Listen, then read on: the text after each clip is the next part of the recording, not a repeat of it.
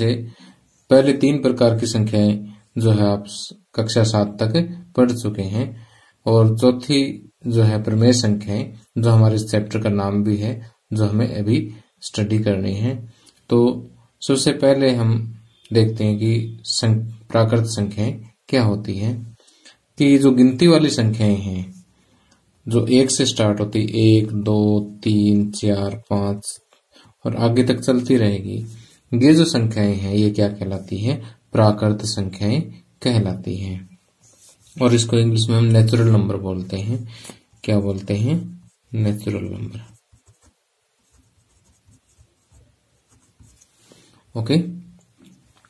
अब देखिए कि यदि हम प्राकृत संख्याओं के समूह में 0 और मिला दें, ठीक, प्राकृत संख्याओं के समूह में 0 और मिला दें तो ये क्या बन जाती है? पूर्ण संख्याएं बन जाती है। अब देखिए इस टोकरी के अंदर पहले 1, 2, 3, 4, 5, 6, 7, 8 यानी जो गिनती आगे कहां तक चल सकती है, कोई अंत नहीं है इसका, ये सारी है प्राकृत संख्याएं। प्राकृत संख्या में मैंने इस टोकरी में 0 और डाल दी, तो इस टोकरी में जितनी भी संख्याएं होगी वो क्या होगी? पूर्ण संख्याएं हो गई हैं। ठीक। अब देखिए कि यदि इन पूर्ण संख्याओं के साथ साथ अगर आप इस टोकरी में जो प्राकृत संख्याएं हैं उनका ऋणात्मक और डाल देते हैं, यानी 0 से पहले क्या आता है? -1, -2, -3, -4, ये और डाल देते हैं आप। ठीक। तो ये सभी मिलकर के क्या बनाते हैं? पूर्णांक बना देते हैं। यानी इस टोकरी में अब जितनी संख्याएं हैं वो सारी क्या है? अब पूर्णांक है। ओके। अब बात आती है कि प्रमेय संख्याएं क्या होती है। अब प्रमेय संख्याएं वो होती है जो हम p/q के रूप में लिख सकें, जहां p और q दोनों पूर्णांक हो, यानी इनमें से कोई भी हो सकता है, लेकिन q जो है वो 0 नहीं हो सकता। ठीक। एक बार फिर से कि प्रमेय संख्याएं क्या होती हैं? जो p/q के रूप में लिखी जाए, जहां ऊपर भी पूर्णांक हो नीचे भी पूर्णांक हो। थोड़ा सा और आसान भाषा में समझाता हूं कि ऊपर कोई भी इसमें से एक पूर्णांक उठा लीजिए, जैसे मान लिया मैंने 3 उठा लिया, कि दूसरा कोई भी पूर्णांक उठा लो, 5 उठा लिया जैसे, तो 3/5। अब नीचे देखो 0 नहीं है ना, तो इसका मतलब 3/5 क्या होगी? एक प्रमेय संख्या हो गई है। ओके। अब इसी तरह से अगर हम कोई और एग्जांपल ले, मान लिया -2 ले लिया, -2 में जैसे 3 ले लो आप। ठीक। तो ये भी क्या है? एक प्रमेय संख्या है। अगर मैं ये लेता हूं 5/0, तो क्या इसको प्रमेय संख्या कहोगे? बिल्कुल नहीं कहेंगे, क्योंकि इसके परिभाषा के अनुसार क्या नीचे 0 आने नहीं चाहिए। ओके। अब एक बात और है कि अगर मैं मान लेता एक संख्या 2 ले लेता हूं और नीचे वाली संख्या लेता हूं 1, तो 2/1 को प्रमेय संख्या कहोगे? बिल्कुल कहेंगे, क्योंकि ऊपर भी पूर्णांक है, नीचे भी पूर्णांक और नीचे 0 नहीं है। तो परिभाषा की सारी कंडीशन यहाँ पर जो है वो सही फिट हो जाती है। इसका मतलब 2/1 को आप कह सकते हैं 2, तो 2 क्या है? एक प्रमेय संख्या भी है। ठीक। तो जितने भी पूर्णांक हैं यहां से हम ये कह सकते हैं, क्योंकि सभी के बटे में आप 1-1 लगा सकते हैं, 1-1 लगा देंगे इसके नीचे, तो इसका मतलब वो सारी प्रमेय संख्या है। ठीक। तो जितनी भी संख्याएं p/q के रूप में लिखी जाएगी और q बराबर 0 नहीं है, जहां p और q दोनों क्या है? पूर्णांक हो, ऐसी सभी संख्याएं क्या है? प्रमेय संख्याएं हैं। तो प्यारे बच्चों, अभी तक हम सीख चुके हैं कि प्राकृत संख्याएं, नेचुरल नंबर क्या होते हैं। कि 1, 2, 3, 4, 5 यानी जो गिनती वाली संख्याएं हैं वो प्राकृत संख्याएं हैं। पूर्ण संख्याएं क्या होती है? कि प्राकृत संख्याओं के समूह में अगर हम 0 और मिला दें तो वो क्या हो जाएगी? पूर्ण संख्याएं हो जाएगी। अगर यहां से हम देखें तो जितनी भी प्राकृत संख्याएं हैं वो पूर्ण संख्याएं हैं, लेकिन सारी पूर्ण संख्याएं जो है वो प्राकृत संख्याएं नहीं है। इस चीज को आपने नोट करना है, क्योंकि 0 एक ऐसी पूर्ण संख्या है जो प्राकृत नहीं है। ओके, यानी प्राकृत सभी की सभी पूर्ण के अंदर आ जाती है, लेकिन सारी पूर्ण जो है वो प्राकृत नहीं है। ओके, अब अगर हम बात करें पूर्णांकों की तो 0, 1, 2, 3, 4, 5। ओके, इसके साथ साथ 0 से छोटे और ले लो, यानी प्राकृत संख्याओं का ऋणात्मक और ले लो साथ में, तो ये सारे के सारे क्या है, पूर्णांक हैं। उसी तरह से हम देखें तो जितने भी पूर्णांक है वो देखिए सारे के सारे पूर्णांक कहाँ आ रहे हैं, सॉरी सारी की सारी पूर्ण संख्याएं जो है वो क्या है, पूर्णांक है। ओके, लेकिन सारे पूर्णांक जो है वो पूर्ण संख्याएं नहीं है। इसी तरह से जितने भी पूर्णांक हैं उनके वटे में हम क्या दे सकते हैं, 1 दे सकते हैं। ओके, इसका मतलब जितने भी पूर्णांक है वो सारे क्या है, परिमेय संख्याएं हैं। ठीक, लेकिन सारी परिमेय संख्याएं पूर्णांक नहीं है, क्योंकि जैसे मान लिया 2/3 एक परिमेय संख्या तो है, लेकिन ये पूर्णांक नहीं है। ओके, तो अगर आपसे कोई पूछे क्या सभी प्राकृत संख्याएं पूर्ण संख्याएं हैं, यस। क्या सभी पूर्ण संख्याएं पूर्णांक है, यस। क्या सभी पूर्णांक परिमेय संख्या है, यस। अगर उल्टा पूछे क्या सभी परिमेय संख्याएं पूर्णांक है, नो। क्या सभी पूर्णांक पूर्ण संख्याएं हैं, नो। क्या सभी पूर्ण संख्याएं प्राकृत संख्याएं हैं, नो। ओके, तो ये काफी इम्पोर्टेंट बात है मैथमेटिक्स में, तो आपने इसको अच्छी तरह से याद रखना है।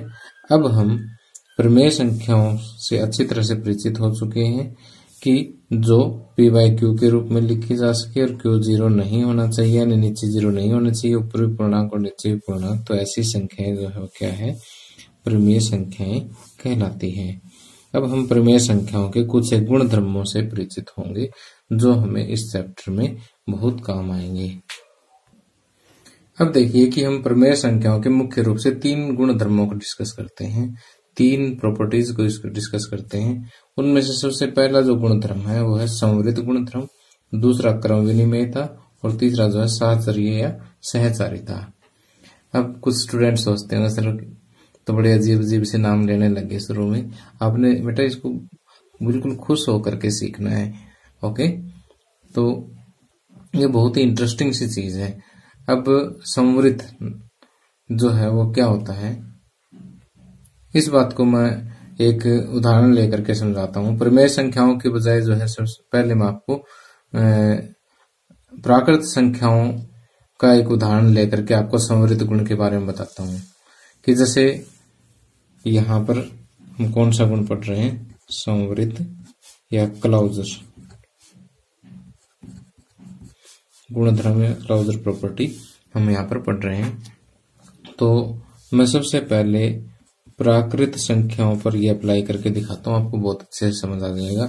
अब जैसे इस टोकरी के अंदर प्राकृत संख्या डाल देता हूं मैं, 1, 2, 3, 4, 5 और अनंत तक।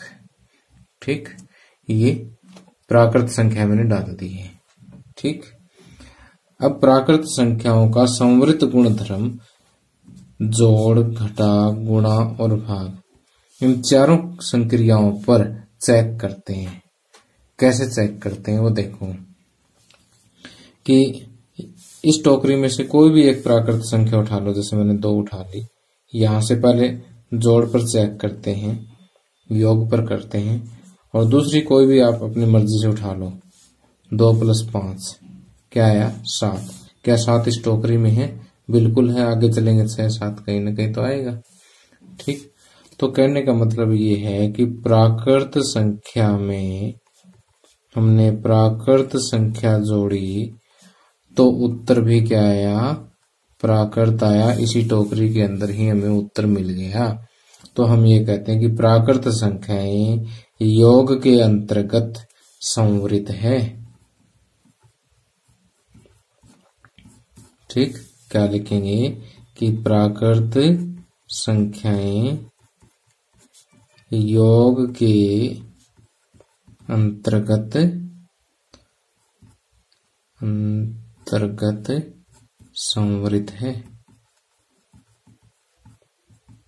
ओके, अब चलो इसी तरह से आप अपने आप और भी चेक कर सकते हैं। जैसे मान लिया एक आपने 100 ले लिया, एक आपने 200 ले लिया, तो टोटल क्या आ गया, 300 आ गया। 300 भी कहीं ना कहीं प्राकृत संख्या में, यानी इस टोकरी में से आपने प्राकृत संख्या उठाई, फिर दूसरी प्राकृत संख्या भी यहां से उठाई, उत्तर भी आपको इसी के अंदर ही मिल गया, प्राकृत संख्याओं के अंदर ही मिल गया।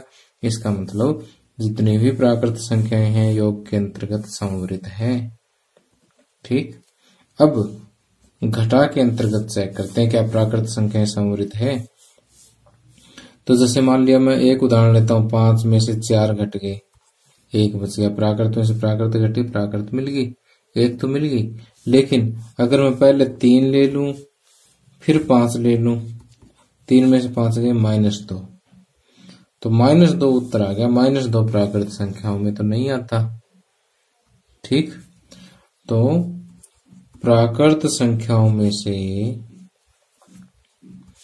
प्राकृत संख्या एक प्राकृत संख्या में से दूसरी प्राकृत संख्या घटाएं तो उत्तर प्राकृत आना कोई जरूरी नहीं है। अगर एक उदाहरण भी ऐसा मिल गया कि ये यहाँ पर आंसर प्राकृत आना जरूरी नहीं है, तो भी वो संवृत नहीं है। तो हम यहाँ पर ये कहेंगे कि प्राकृत संख्याएं घटा के अंतर्गत संवृत नहीं है। प्राकृत संख्याएं घटा के अंतर्गत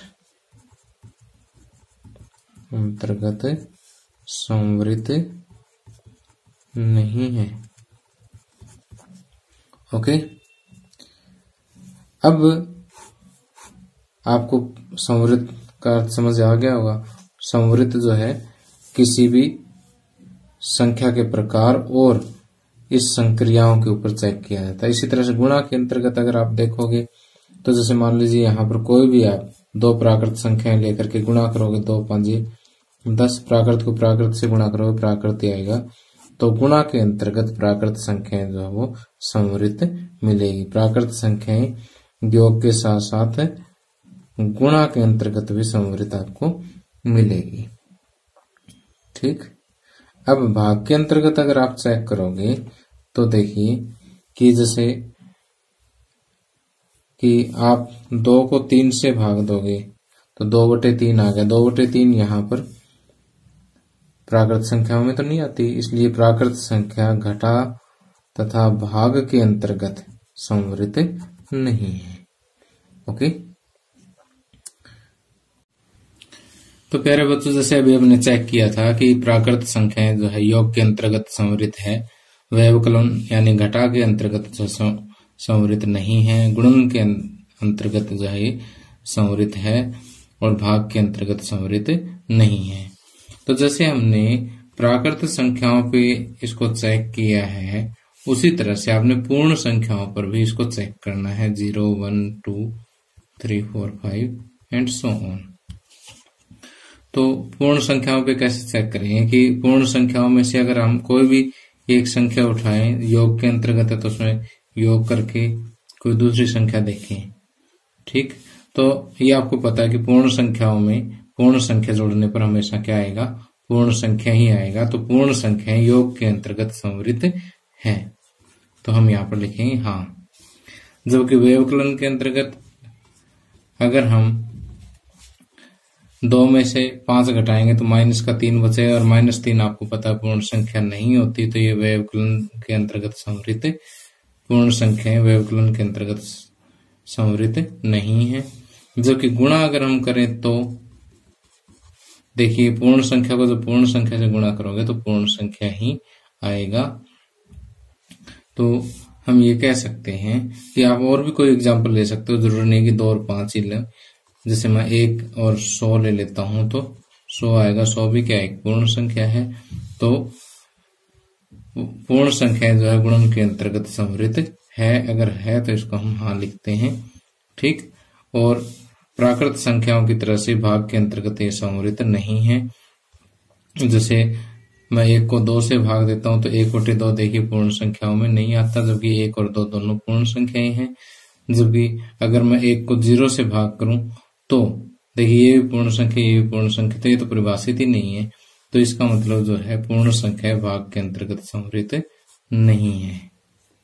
ओके, अब अगर हम पूर्णांकों की बात करें 0, 1, 2, 3 इनके साथ साथ प्राकृत संख्याओं का ऋणात्मक।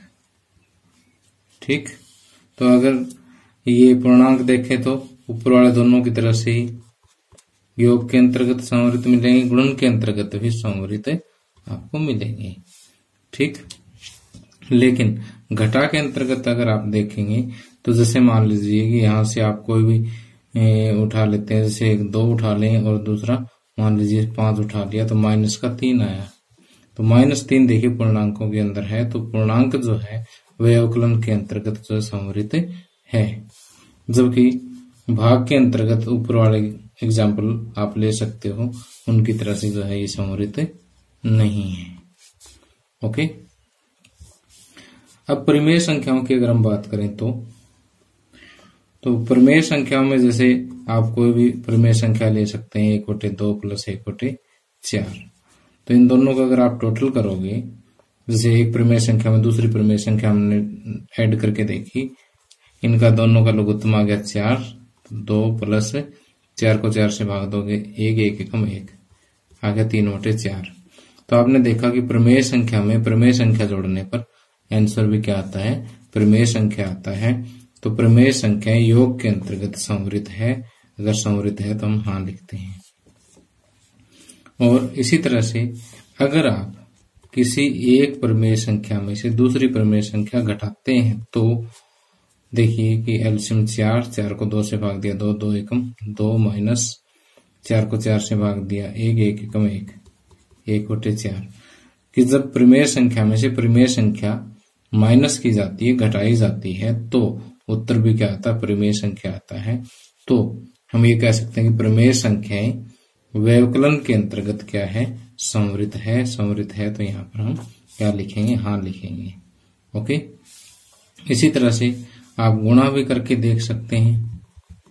ठीक, गुणा भी अगर आप करोगे तो जब एक परिमेय संख्या को दूसरी परिमेय संख्या से गुणा करते हैं तो आंसर जो है वो परिमेय संख्या ही आता है। तो गुणन के अंतर्गत भी परिमेय संख्याएं क्या है, संवृत है। अगर आप इसमें से कोई एक माइनस के ले लेते हो तो उत्तर माइनस में आ जाएगा। तो अब भी क्या है, ये परिमेय संख्या है, कोई चक्कर नहीं है इसका। जबकि भाग के अंतर्गत अगर मान लीजिए परिमेय संख्याओं में देखिए सारे पूर्णांक भी आते हैं, और वैसे मैं आपको बता चुका हूं कि जो संख्या p/q के रूप में लिखे जा सके और q जहां पर 0 नहीं होना चाहिए। ठीक, तो ऐसी सभी संख्याएं क्या है, पूर्ण संख्याएं हैं। तो अगर मैं मान लीजिए एक परिमेय संख्या ले लेता हूं 2 और दूसरी परिमेय संख्या ले लेता हूं 0, 2 को 0 से भाग करना जो है अभी तक गणित में परिभाषित नहीं है और वो परिमेय संख्याओं में नहीं आता। या आप 1/2 भाग में 0 ऐसा भी ले सकते हो जो कि परिभाषित नहीं है, परिभाषित नहीं है, यानी ये परिमेय संख्या नहीं है। तो भाग के अंतर्गत जो है परिमेय संख्याएं भाग के अंतर्गत संवृत नहीं है। ओके, तो जो चीज मैंने अभी आपको यहाँ पर समझाई है कि कौन कौन सी संख्याएं किस किस ऑपरेशन के अंतर्गत, किस किस संक्रिया के अंतर्गत जो है संवृत है या नहीं है, ये चीज आपने अच्छी तरह से नोट करनी है। ठीक, तो मैंने आपको यहाँ पर उदाहरण देके समझाए हैं, आपको ये चीजें समझनी है और अपनी कॉपी में ये टेबल तैयार करनी है। ओके।